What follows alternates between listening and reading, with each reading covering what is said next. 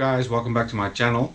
I decided to make a short video today just on the basics of handling a pistol. So it's basically on how to load it, how to unload it, and this is for total novices, people who maybe just purchased their first firearm and they have no idea how it works. With that said, there are 4 rules that I would suggest you take by heart. Firstly is you handle every firearm as if it's loaded, even if it's not. Only point the firearm at something you're willing to destroy. Keep your finger off the trigger. And then last but not least is know where the projectile will stop.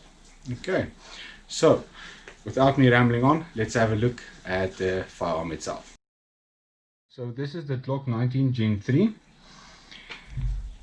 In the box you'll find it with its magazine in place. You can just press the magazine release button right here and it will eject the magazine. Sometimes you need to pull it a bit more just to get it out, and as you can see there are no rounds within the magazine currently. Okay, take note of where my finger is. This is something that takes a bit of training. So when you get your first firearm, suggest keeping it unloaded and doing some dry fire practicing so that you can get used to where your finger is, and only move your finger towards the trigger once your sights are on target. Okay, so with safety in mind, we're first going to check and make sure that the firearm is unloaded. So how you can do this is, you see there's a slide stop here on the left hand side, and here is the hook where it will basically get stuck. So what you'll do is you'll pull back, put up the slide stop, and it will keep it in place, where you can now do a visual inspection and also a physical inspection, making sure there is no rounds in the chamber. Okay,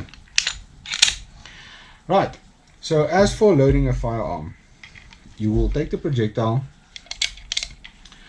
put it in the magazine, load it up, all 15 of them, and then what you would do is you would insert the magazine into the firearm as such, pull back on the slide and release.